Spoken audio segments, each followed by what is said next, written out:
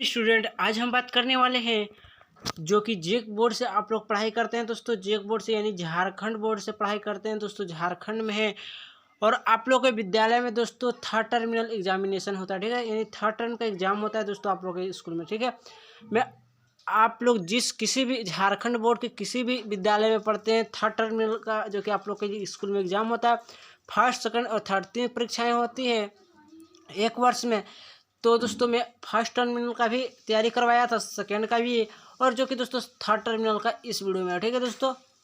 तो मैं बात करूँ थर्ड टर्मिनल का, मैं आप लोग के लिए हिंदी सब्जेक्ट का, ठीक है, कौन सा हिंदी सब्जेक्ट का, हिंदी सब्जेक्ट का बहुत ही इंपॉर्टेंट प्रश्न लेकर आया हूँ। हिंदी में आप लोग ले ग्रामर का भी प्रश्न एग्जाम हॉल में देखने को मिल जाता है, और सारे प्रश्न इस वीडियो में है। तो वीडियो को शुरू से लेकर अंत तक देखिए, वीडियो बहुत ही इंपॉर्टेंट होने वाली है दोस्तों। देखिए बात करते हैं, देखिए निम्नलिखित प्रश्न के उत्तर लिखना है, ठीक है। आप लोग के लिए विद्यालय में इस प्रकार के प्रश्न आता है, ठीक है, झारखंड बोर्ड वालों के लिए। देखिए क्लास 6 वालों, पहला प्रश्न है जो कि थर्ड टर्मिनल में दोस्तों आप लोग को विद्यालय में जिस जिस चैप्टर से प्रश्न आएगा उसी चैप्टर का प्रश्न है, ठीक है। यानी थर्ड टर्मिनल का जो सिलेबस के अनुसार ही मैं वीडियो लेकर आया हूँ, ठीक है दोस्तों। तो वीडियो को एंड तक देखिए, वीडियो बहुत इंपॉर्टेंट होने वाली है। देखिए रोहित को किस तरह के सपने आते थे, ठीक है। तो आप लोग के लिए आंसर भी लेकर आया हूँ ताकि आप लोग को कुछ प्रॉब्लम ना हो सके, ठीक है। तो आंसर इस प्रकार से लिखना है आप लोग को। रोहित को अजीब बोगरी सपने आते थे, जिसमें वह सपने में किसी पहाड़ की चोटी पर खड़ा पाता था, या फिर कभी चिड़िया के पीठ पर सवार होकर आसमान ऊंचाइयों की ओर उड़ता जा रहा है, ठीक है। फिर एक दिन सपने में उसने स्वयं को उड़ते देखा, ठीक है। अब हम बात करते हैं दूसरा नंबर प्रश्न। देखिए दूसरा नंबर का प्रश्न क्या है, आप चाहे दोस्तों तो स्क्रीनशॉट भी ले सकते हैं, या फिर से आप लोग सुन के आप लोग लिख भी सकते हैं प्रश्न का उत्तर, ठीक है। और देखिए खेती बाड़ी के शिक्षक बच्चों को कहाँ ले गए और क्यों ले गए, ठीक है। तो आंसर इस प्रकार से लिखना है, खेती बाड़ी के शिक्षक बच्चों को खोलताल के पास ही पेड़ों के छाया में ले गए, जहाँ बच्चों की खेती बाड़ी करने से सिखाया था। वहाँ पहले ही रेल के डिब्बे का हिस्सा मौजूद था, जिसमें खेती बाड़ी के औजार, फावड़े और आदि रखे हुए थे। उसी खेत में बच्चे खेती करते थे, ठीक है दोस्तों। आप चाहे तो इसका आंसर आप अपना बुक में ही इसका आंसर मिल जाएगा, ठीक है दोस्तों। लेकिन प्रश्न को ध्यान से देखिए, बहुत इंपॉर्टेंट है, ठीक है। आप इस चाहे तो इसका आंसर आप लोगों के लिए जो टीचर्स आप लोग को लिखवाए हैं वो भी आंसर ठीक है, और आंसर सही होगा, और ये भी आंसर सही है, ठीक है। रवि से पड़ोसी किस प्रकार परेशान थे, ठीक है। रवि से पड़ोसी किस प्रकार परेशान थे, तो आप लोग के लिए इसका आंसर इस प्रकार से लिखना है। देखिए रवि मुसीबत का कारण था, ठीक है। कूड़ा करकट पड़ोसियों के घर के सामने फेंक दिया करता था, जहाँ भी जाता था उधर जाता था, कचड़े की लकीर छोड़ाता था।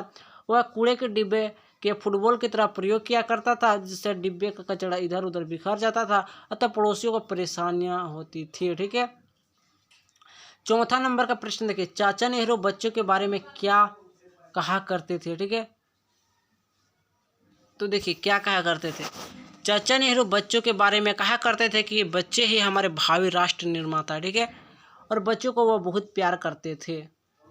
अब देखिए पांचवा नंबर का प्रश्न है, बसंती हवा ने स्वयं को मस्त मौला क्यों कहा है। देखिए बहुत इंपॉर्टेंट प्रश्न है दोस्तों। तो इसका आंसर इस प्रकार से लिखना है। देखिए बसंती हवा ने स्वयं को मस्त मौला इसलिए बताया है कि जिस प्रकार मस्त मौला व्यक्ति को कोई फिक्र नहीं होता है और ना ही डर होता है, जिधर चाहता है उधर घूमता है, उसी प्रकार बसंती हवा को भी कोई डर नहीं था, ठीक है, और ना ही कोई फिक्र है, वह जिधर चाहती उधर घूम लेती थी। अब अगला देखिए ग्रामर संबंधित कुछ प्रश्न है। देखिए अवकाश के लिए प्रधानाचार्य को प्रार्थना पत्र लिखना है, यानी आवेदन पत्र है दोस्तों, जो कि आप लोग के लिए विद्यालय में इस प्रकार की एक एप्लीकेशन जरूर आएगा, ठीक है। तो इसे आप रट लेना है, और किस प्रकार से लिखना है उसको लिखने का एकदम ढंग से लिख लेना है, ठीक है। तो देखिए सेवा में श्रीमान प्रधानाचार्य जी, आप लोग यहाँ पर अपने विद्यालय का नाम देना है, ठीक इस प्रकार से आप लोग के लिए लिखना है, ठीक है। और नीचे में अपना नाम लिखना है, और आप जिस भी क्लास में पढ़ते हैं उस क्लास में और सेक्शन दे देना है, ठीक है। और डेट जो है उसको चेंज कर देना है। अब हम लोग बात करते हैं, देखिए दूसरा आवेदन पत्र के, ठीक है। छात्रवृत्ति के लिए प्रधानाचार्य को आवेदन पत्र लिखना है। ये भी एप्लीकेशन को आवेदन पत्र को एकदम क्या करना है, रट लेना है, ठीक है, जो कि आप लोग की परीक्षा में आते रहते हैं इस प्रकार के, ठीक है। तो देखिए विशेषकर आप दोनों रट ले, बहुत ही अच्छा होगा। और अपने समझ के आप अपने भी लिख सकते हैं, ठीक है। इतना बड़ा लिखने का कुछ ज़रूरत नहीं है, छोटा भी से करके आप लिख सकते हैं, ठीक है। या आप चाहे तो इससे भी लिख सकते हैं। तो देखिए दोस्तों, और यहाँ पर अपना नाम चेंज कर देना है, अपना विद्यालय का नाम चेंज कर देना है, ठीक है। अब चलते हम लोग बात करते हैं अगला प्रश्न, ठीक है, जो कि आप लोग के लिए विद्यालय में आप लोग के लिए निबंध लिखने को बोलेगा। निम्न में से किन्हीं 3 में से किन्हीं एक का निबंध लिखना है, जो कि दोस्तों आप लोग के लिए 5 मार्क्स या 10 मार्क्स को प्रश्न देखने को अंक, ठीक है, 5 अंक का या 10 अंक का। तो देखिए दोस्तों, परोपकार का, ठीक है। तो परोपकार का जब भी निबंध 3 हम लेके आए हैं, ठीक है।